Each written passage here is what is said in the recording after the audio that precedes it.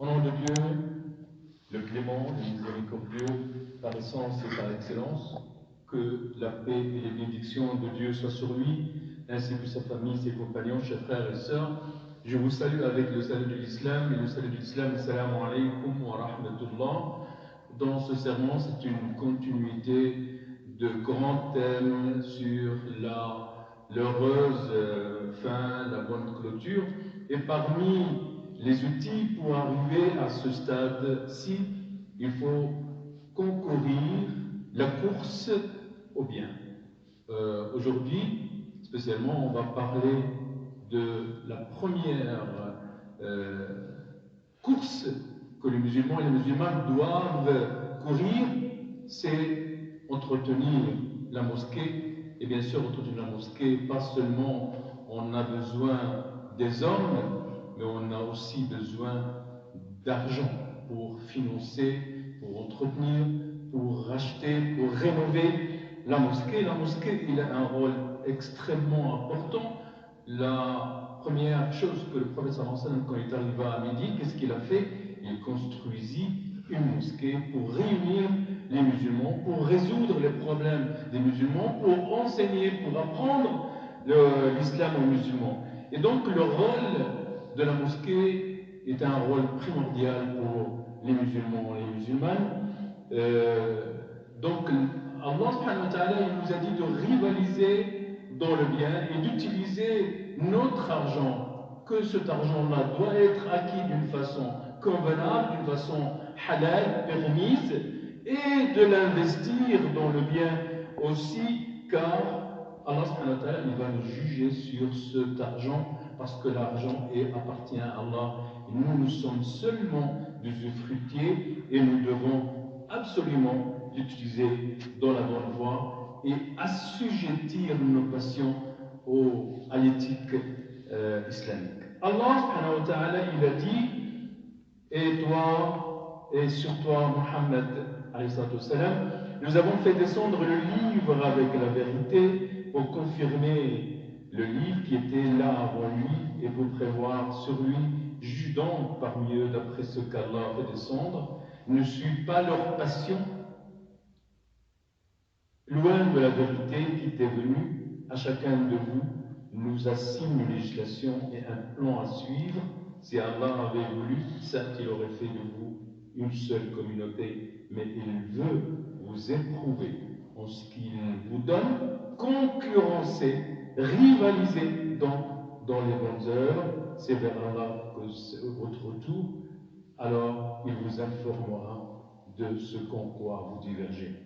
Il est très important, chers frères et sœurs, qu'on vit dans une société, dans une ère matérialiste.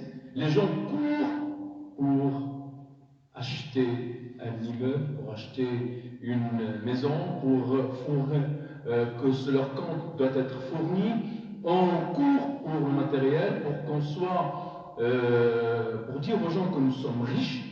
Mais la vraie richesse, c'est que cet argent-là doit être un commerce entre nous et Allah subhanahu wa ta'ala. Et la première, comme je l'ai dit, et comme a dit notre imam, c'est entretenir la mosquée, parce que la mosquée, c'est la référence des musulmans à tous les points de vue.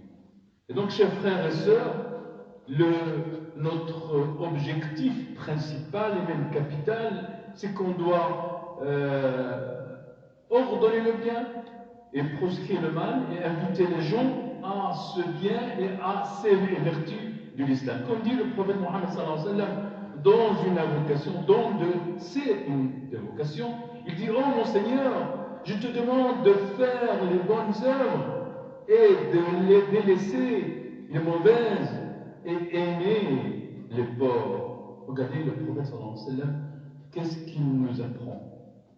Toujours demander à Allah de nous faciliter à faire le bien avec tous les moyens qu'on a, Inch'Allah. Chers frères et sœurs, il n'y a pas un examen, un test, une épreuve, une tentation plus pire que l'argent. Parce que l'argent, comme il a dit le prophète sallallahu alayhi wa sallam, chaque communauté il a une fitna, il y a quelque chose qui va le faire dans discordance. Et la fitna de ma communauté, c'est l'argent.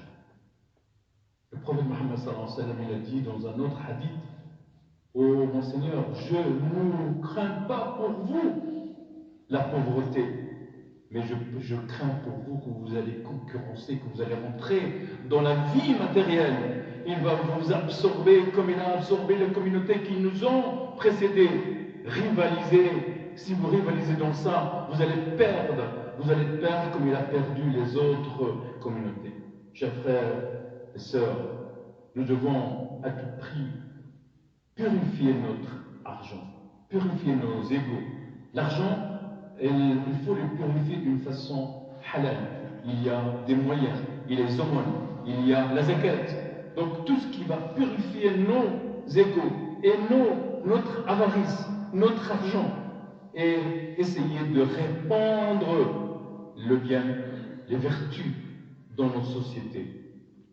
Nous avons qu'en Allah subhanahu wa ta'ala que notre argent ne soit pas une fitna pour nous et qu'il nous donne la force. À titre d'exemple, au début de la mission de l'ère islamique, quand elle a commencé, les compagnons qui étaient autour du prophète, ils étaient, mais pas tous des riches, mais il y en a qui étaient riches et qui donnent toute sa richesse pour le sentier de l'islam, dans le sentier d'islam. Uthman ibn Affan, un exemple, Abu Bakr aussi, Omar, et il y avait d'autres qui avaient la force physique, la force d'éloquence. Et donc, nous avons besoin de tout, une complémentarité. La mosquée a besoin, la société a besoin de deux sortes. Un, les finances pour activer, pour avoir des plans et pour réaliser des projets, et des hommes, pas seulement des hommes qui sont absents, qui sont là mais qui sont absents, mais des hommes par excellence qui œuvrent, qui font tout leur effort afin de réaliser l'objectif qu'Allah subhanahu wa ta'ala il nous a dit: répandre la paix, répandre la science et répandre le bien autour de nous.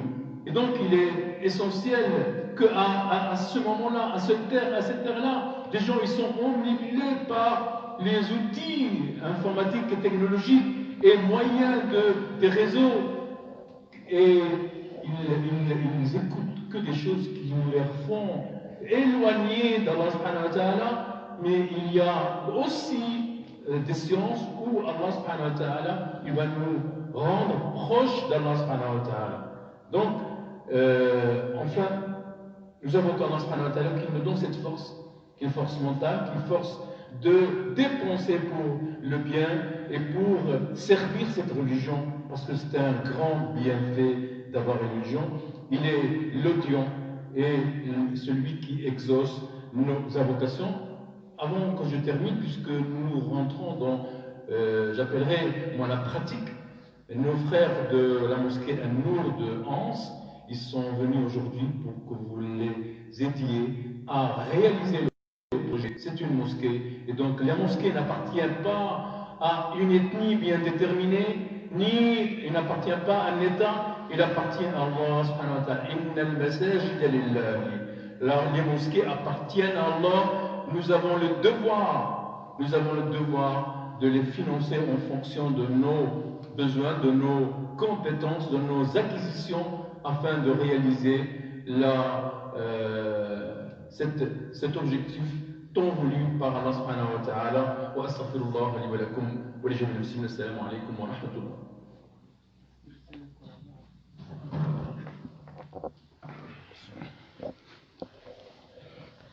Assalamu alaikum wa rahmatullahi wa barakatuh. Musidɓe julɓe, wono andirɗon noon e